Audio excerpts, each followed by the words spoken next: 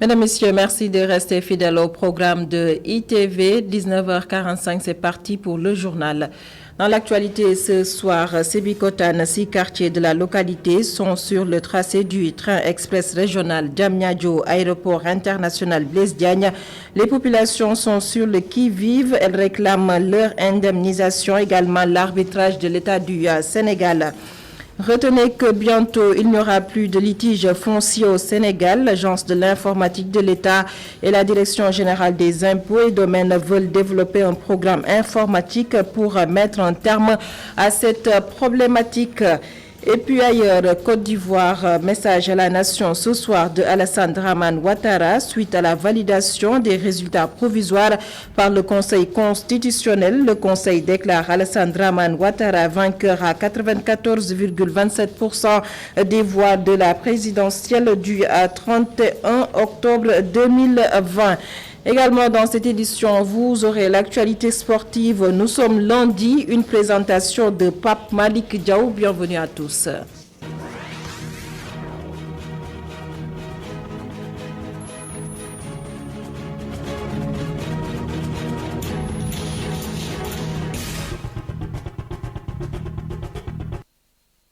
Actualité politique pour démarrer, une reconsidération politique suite à la formation du nouveau gouvernement du Sénégal, comme le pensent certains. Biram Ndiaye n'est pas d'avis. Le journaliste chroniqueur pense que la véritable reconsidération politique, on l'aura après les élections locales et législatives. Nous l'écoutons au micro d'Adama Sarr. Je considère qu'actuellement, on est loin d'une reconfiguration politique. Là, on est au tout début du processus, n'est-ce pas, de changement, de recomposition de la situation politique au Sénégal, n'est-ce pas?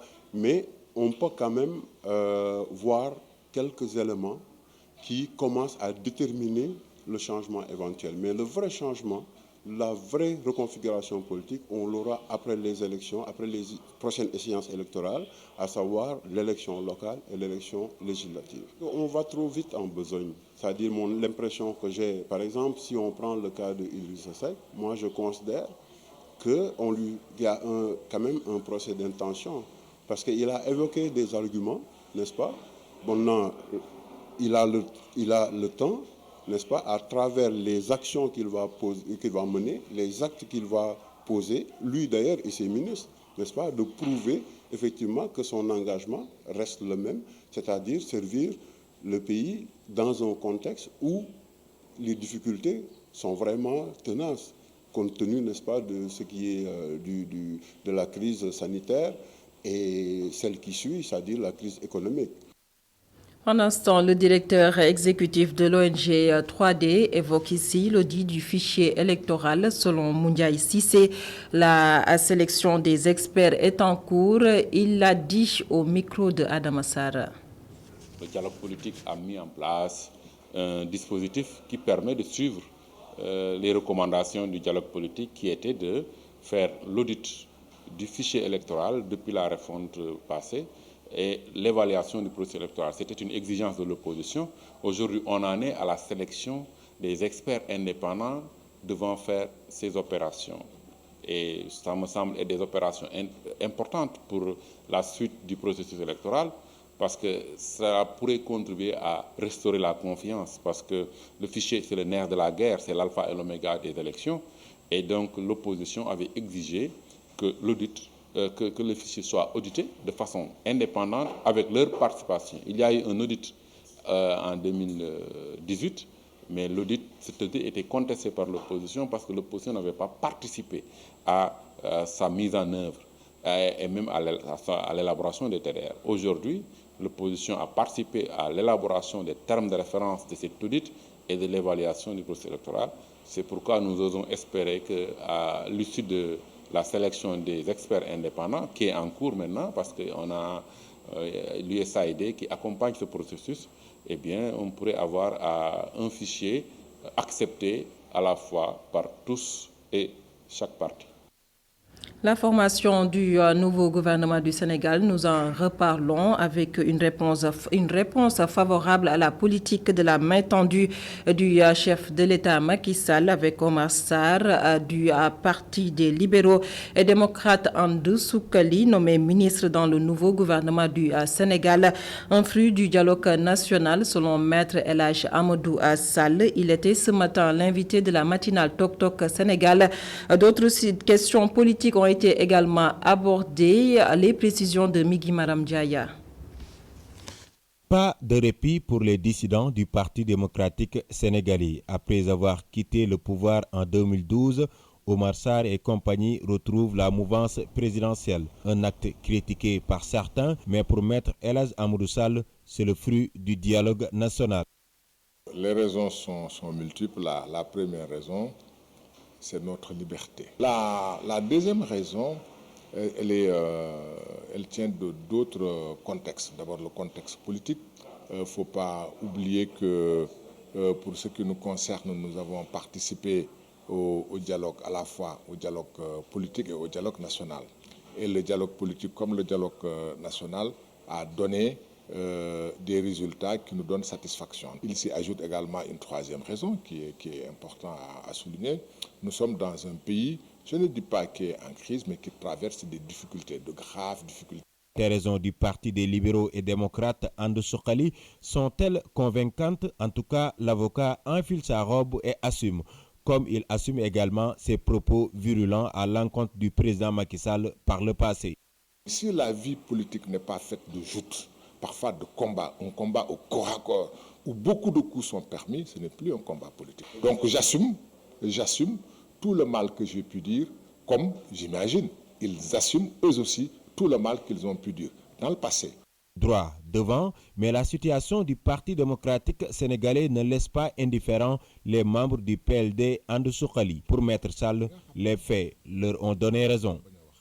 Ce doit être pénible d'avoir raison.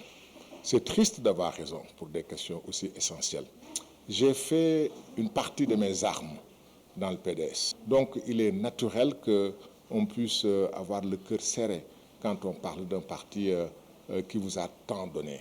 Un face-à-face PDS-PLD Andou Soukali, peut-être dans 4 ans, Omar Sarr et ses camarades n'excluent pas de se présenter pour la présidentielle de 2024.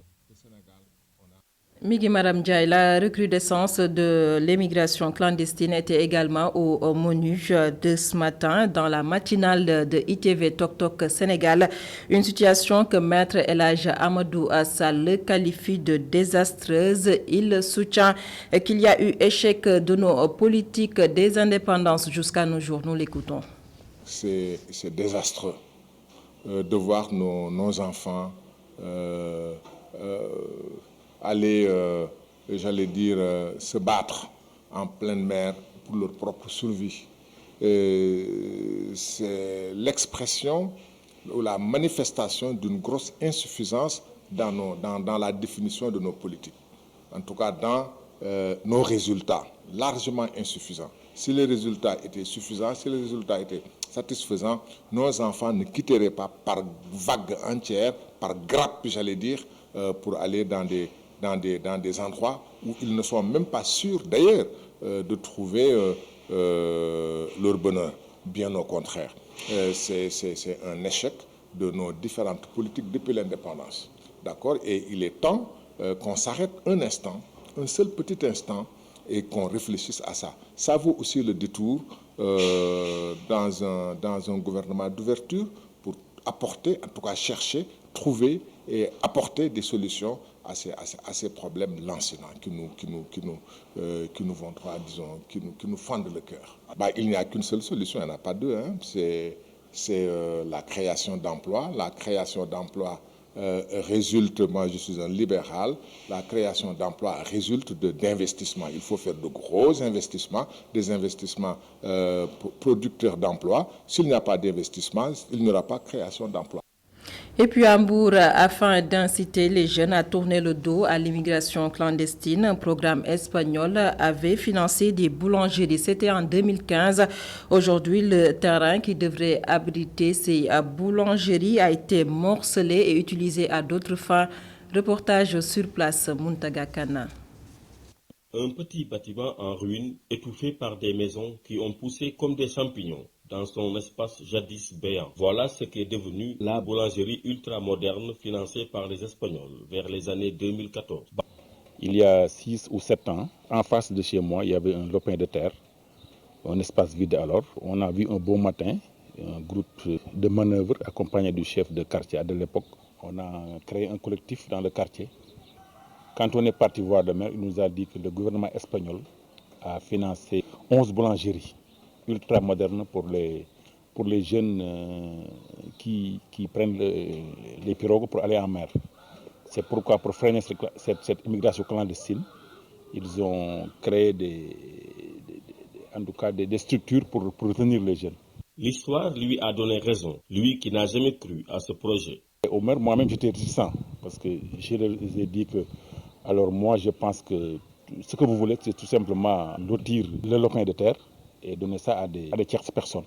Voilà le résultat qu'on a eu. Finalement, on a eu un bâtiment inachevé. Ça fait 6 ans et voilà ce qu'on nous a présenté comme une boulangerie ultra moderne. L'espace maintenant est occupé par d'autres maisons, donc nos craintes se sont avérées. Par sa voix, les habitants du quartier demandent aux autorités d'éclairer leurs lanternes. Ce qu'on veut, c'est qu'on éclaircisse ce qu'un tiers pays a débloqué de l'argent. C'est l'argent de ces citoyens qu'ils ont financé pour nous aider nous-mêmes, pour que nos enfants, nos petits frères, nos neveux restent sur place. On veut qu'on ait un éclaircissement sur cet argent-là qu'on a dépensé. Interpellé avec insistance, le maire de Mbour a préféré garder le silence. Pour la correspondance de Muntaga Kane, retour à Dakar, c'est pour parler de la manifestation pacifique des travailleurs de la brioche dorée. Le personnel réclame de meilleures conditions de travail et menace d'aller en grève. Le compte-rendu est signé Boubacar Dia. Ils sont en tunique rouge pour la plupart, non pas pour travailler, mais pour protester contre leur employeur. Ces travailleurs de la brioche dorée ont marché du rond-point JVC à la direction générale de leur entreprise. Mais ce qui nous a poussé à prendre toutes ces revendications et de les mettre sur une plateforme revendicative. Nous sommes rendus à l'inspection du travail, on a discuté cette plateforme et il avait pris devant l'inspecteur du travail des engagements qui jusqu'ici, depuis le 25 octobre, qui n'a pas pu honorer et qui ne veut même pas regarder le PV qu'on avait signé avec lui. Si rien n'est fait, ces travailleurs menacent de partir en grève.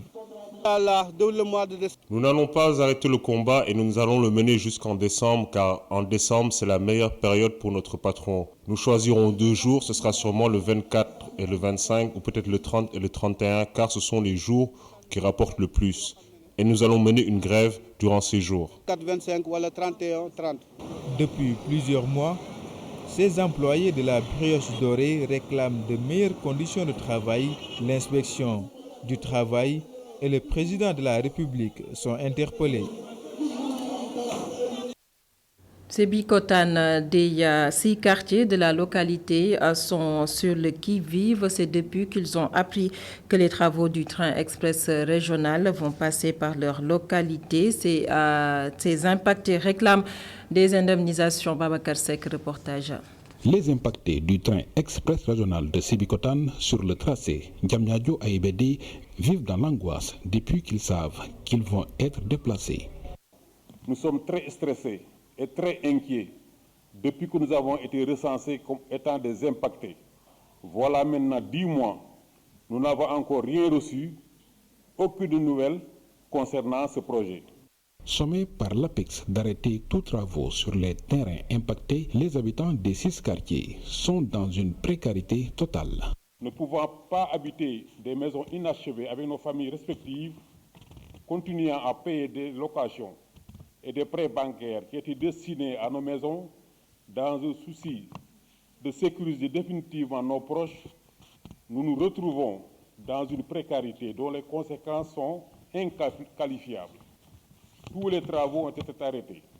Certains étaient sur le point de finir leur maison pour habiter afin de quitter leur loyer qu'ils occupaient pendant des années. Les habitants de Sébikotane veulent être édifiés et ont fait savoir qu'ils ne se laisseront pas faire. On ne peut même pas être là pour demander des dédommagements, non. On est là pour que le préjudice qu'on va subir, c'est un préjudice, ce n'est pas des peines qu'on a dépensées. Nous qui sommes venus habiter à Sébikotane, on a subi que ce soit à Sébikotane parce qu'il y a quelque chose qu'on a vu. On ne va pas nous déplacer pour nous déplacer. Le terre, tout le monde sait que c'est une nécessité publique. Mais de là à venir nous ridiculiser, nous dire qu'on est des broussards, là on ne l'accepte pas. Les impactés du terre de Sébikotane disent être dans l'incertitude avec l'ouverture des classes car ils ne savent pas où inscrire leurs enfants. Babacar Seck vers un programme informatique pour mettre un terme aux litiges fonciers au Sénégal. C'est grâce à une collaboration entre l'Agence de l'informatique de l'État, ADIE, et la Direction générale des impôts et domaines, DGID. Une annonce faite en marge d'une rencontre de signature de convention entre l'ADIE et la SAFRU SA. C'était en présence de Adama Sara. Cette signature de convention entre l'ADIE et la Société d'aménagement du foncier et de rénovation urbaine, SAFRU SA, va permettre à cette dernière de se doter d'un système digital, un système informatique qui aura comme objectif la dématérialisation des procédures internes de la SAFRU SA. Il s'agira concrètement pour l'ADIE d'appuyer SAFRU SA pour l'acquisition d'infrastructures réseau et télécom. Donc c'est une intégration à l'intranet administratif, dans le matériel informatique, des logiciels et des applications, des systèmes d'information de manière générale. En outre, l'ADIE assurera l'hébergement et la sécurisation des données donc de la société SAFRU SA. Un partenariat qui vient à son heure, selon le directeur général de SAFRU SA, M. Mayekor Diouf. La convention de partenariat que nous signerons et échangerons tout à l'heure constitue un des soubassements des buts qui soutiendront les murs des futures demeures que le président de la République, son Excellence M. Macky Sall, ambitionne de faire bénéficier à chaque Sénégalais et à chaque Sénégalaise, quel que soit son rang social, à travers le programme des 100 000 logements dont la SAFRU a en charge la matérialisation de certains. Concernant la problématique des litiges fonciers au Sénégal, l'ADIE, en partenariat avec la DGID, vont bientôt développer un programme pour mettre un terme à cette situation. Donc, nous savons que le Sénégal des litiges fonciers. Le constat est qu'ici au Sénégal, il y a beaucoup de litiges fonciers. La solution pour mettre un terme à cela est de mettre en place un système d'informatique cadastre numérisé. On sait que les services du cadastre travaillent sur ce point, mais il y a un projet d'envergure piloté par la DGID, l'ADIE, qui concerne l'ensemble du territoire et je pense que ce projet pourra réduire les litiges fonciers. Donc, nous permettre vraiment de réduire donc, les litiges fonciers. L'Agence de l'informatique de l'État et la Société d'aménagement du foncier et de rénovation urbaine comptent renforcer leurs relations. Adam Assar, une note de santé dans cette édition. Coronavirus, situation du jour. Aucun décès enregistré aujourd'hui. 3 nouvelles contaminations sur 544 tests réalisés. Parmi les 3 cas, on note un cas communautaire et 2 cas suivis, 2 cas contacts suivis. 13 patients ont été déclarés guéris. Aucun cas grave. Le bulletin santé lu par le docteur Elhadj Momodou Ndiaye, directeur de la prévention. Hors de nos frontières, l'actualité sur ITV, c'est aussi ce qui se passe hors du Sénégal, Côte d'Ivoire. Le Conseil constitutionnel valide les résultats provisoires de la présidentielle. Résultats publiés par la commission électorale. Le Conseil proclame Alassane Ouattara vainqueur de l'élection à 94,27% des voix. Le Conseil dit n'avoir pas enregistré de recours lors de la période de contentieux. Tout de suite, on va parler de l'actualité sportive et nous allons accueillir Pape Malik Diaw pour la page sportive.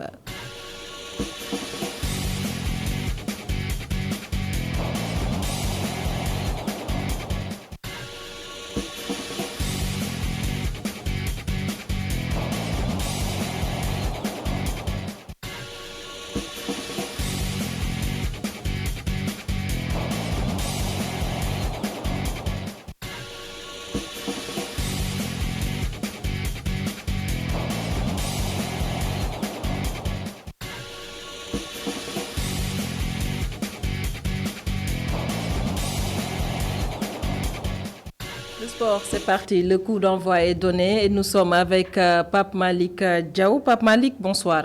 Bonsoir, Amina.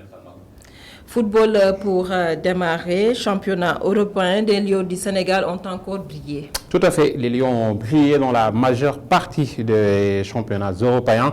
Boulaye Dia, par exemple, marque un doublé et caracole en tête des buteurs du championnat français. Autrement dit, il titille tout simplement Kylian Mbappé du haut de ses 8 réalisations en Ligue 1 française. En Allemagne, Salif Sané a enchaîné un deuxième match nul de suite. Ou encore Ismaïla Sarr qui continue de briller à Watford. Pour ce week-end, Sadio Mané n'a pas du tout marqué et Edouard Mendy a encaissé un but même si son équipe a gagné. Le tout, c'est avec Cheikh Diop. Nous débutons par la France pour parler de l'actualité européenne des Lions avec Boulaye Dia, étincelant. Lors du déplacement de Reims à Bollaert, il a inscrit un doublé pour un match nul spectaculaire de 4 buts partout. L'attaquant sénégalais devient de ce fait l'actuel meilleur buteur du championnat français avec 8 réalisations. Un autre Sénégalais s'est illustré ce week-end et il s'agit de Moussa Koné. Il a sauvé l'honneur en marquant le seul but de Nîmes lors du revers de son équipe devant Angers de Sada Thioub. Sada Thioub d'ailleurs, qui est rappelé en renfort pour remplacer Keita Diaobal blessé, a délivré une passe décisive dans cette même rencontre. Papa Ndiagayad a également marqué ce week-end avec Metz sur une passe décisive de l'inévitable Mohamedou Lamine Gueye. Metz et Dijon se sont quittés sur le score d'un but partout. A rappeler que dans cette rencontre, Opanguet a manqué un penalty. Moussa Koné et Pape Cheikh Diop sont entrés en cours de jeu côté dijonnais. Par contre, une mauvaise nouvelle pour le Sénégal. Idrissa Gana Gueye s'est blessé avec le PSG. Il est sorti en première période lors du succès parisien devant Rennes d'Alfred Gomis, 3-0. La durée de son indisponibilité n'est pas encore connue. Angleterre pas de vainqueur entre Manchester City et Liverpool dans le choc de la journée.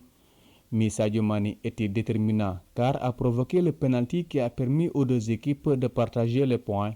Chelsea d'Edouard Mendy a reçu et battu Sheffield United 4-1. Crystal Palace avec Cheikhou Kouyaté a aussi battu Leeds United sur le même score. En Championship, Ismaïla Sarr est encore décisif avec Watford. Il a offert la victoire à son équipe devant Coventry, 3-2 dans les derniers instants de la rencontre. Mohamed Nabi Sarr et Huddersfield Town ont fait match nul 1 but partout devant Luton.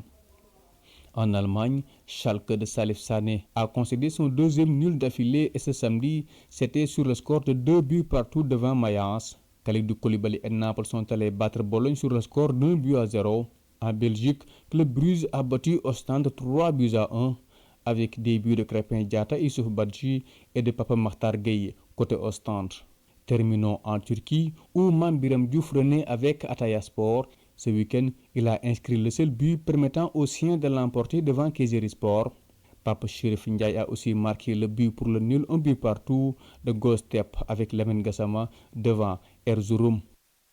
Cher Diop, restons sur la pelouse éliminatoire à Cannes 2022, la double confrontation Sénégal-Guinée-Bissau. Les Lions du Sénégal en regroupement ce lundi. Habib Diallo, très confiant, Pape Malick. Tout à fait, sélectionné pour la 6e fois avec, en équipe nationale du Sénégal pour le compte de cette double confrontation justement Sénégal-Guinée-Bissau. L'attaquant Habib Diallo en regroupement s'est prononcé d'abord sur la défaite face à l'équipe du Maroc 3-0, eh bien, pour lui, un match amical reste tout simplement un match test. Nous l'écoutons au micro de la Fédération sénégalaise de football. Le match mercredi à Thiès, nous, on se prépare comme d'habitude, comme les autres matchs précédents. Donc là, j'espère qu'on va bien gérer ce match pour essayer de gagner ici et essayer de gagner là-bas aussi. J'espère que ça va le faire. Ici, depuis que je suis là, tout le monde se comporte bien, le groupe, tout le monde.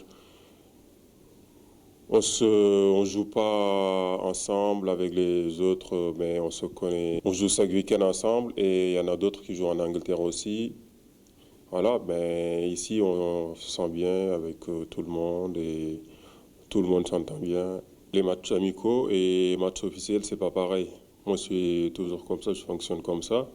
Et je pense que les autres aussi, ils sont comme ça. Donc les matchs amicaux, c'est des matchs amicaux.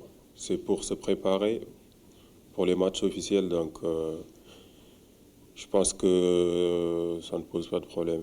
Donc, contre Maroc, c'était une erreur qu'on a fait et voilà. Et j'espère que ça ne va pas se reproduire. Habib Diallo sur cette défaite contre les Lions de l'Atlas, mais l'attaquant strasbourgeois prend très au sérieux les prochaines sorties de l'équipe nationale du Sénégal, à savoir les Lions de la Teranga ou encore les Lions du Sénégal. Le natif de Thiès estime que les Lions sont très motivés et se donneront les moyens de remporter ce premier match, surtout à domicile. Et il est toujours au micro de la Fédération sénégalaise de football. Notre objectif, c'est de gagner ici et d'essayer de gagner là-bas pour être à la tête. Les moyens, je pense que si chacun apporte ce qu'il a appris dans son club et voilà, essayer d'être un groupe, j'espère qu'on va gagner le match. Restons avec les Lions du Sénégal, avec Moustapha Nam qui considère sa première sélection comme une récompense. Le joueur de Paris FC sélectionné pour la première fois en équipe nationale du Sénégal, mais chez les A, à l'occasion de la double confrontation, et il s'est dit honoré de rejoindre cette sélection de Aliou Cissé. Il est tout aussi fier de l'accueil de ses frères aînés dans la tanière. Il est au micro de la Fédération sénégalaise de football. Un sentiment de satisfaction.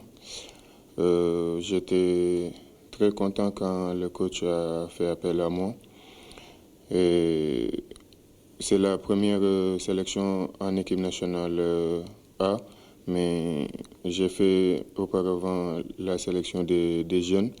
Mais c'est vrai que la sélection A n'est pas pareille que les autres sélections. Donc c'est un sentiment de satisfaction, de fierté. Oui, c'était depuis hier. J'ai pris le vol avec d'autres joueurs, des anciens qui ont l'habitude d'être là, qui sont très, très sympas, accueillants.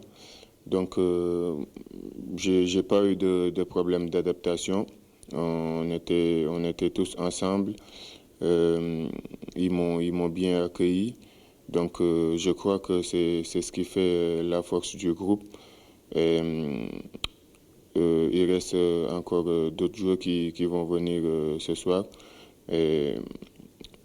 J'espère que tout se passera bien parce que je vois que c'est une famille, un groupe soudé, donc et ça ne m'étonne pas. Oui, c'est une double confrontation contre la Guinée-Bissau. C'est deux matchs très, très importants, décisifs pour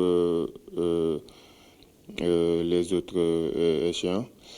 Donc on prépare ce match sérieusement pour avoir le maximum de points et poursuivre l'aventure. Moustapha Nam, très fier de cette première sélection en équipe nationale du Sénégal chez les A après son parcours en petite catégorie. Mais l'ancien joueur de l'AS Douanes s'est aussi prononcé sur la concurrence qu'il attend en équipe nationale. Mais pour lui, c'est une concurrence saine au profit de l'équipe nationale. Nous l'écoutons toujours au micro de la Fédération sénégalaise de football. Oui, c'est le foot. Moi, je suis en concurrence tous les jours. Elle fait partie du football, donc je suis prêt à tout. Donc la concurrence elle est saine. Après, je suis à disposition du coach et de son staff. On fait le maximum on a tous le même objectif, c'est de bien défendre les couleurs nationales. Donc tous ensemble. Un autre Lion s'illustre aussi en Europe et Titi Kylian Mbappé en classement des buteurs. Effectivement, il a 23 ans et est l'actuel meilleur buteur de la Ligue 1 française devant un certain Kylian Mbappé du haut de ses 8 réalisations en Ligue 1.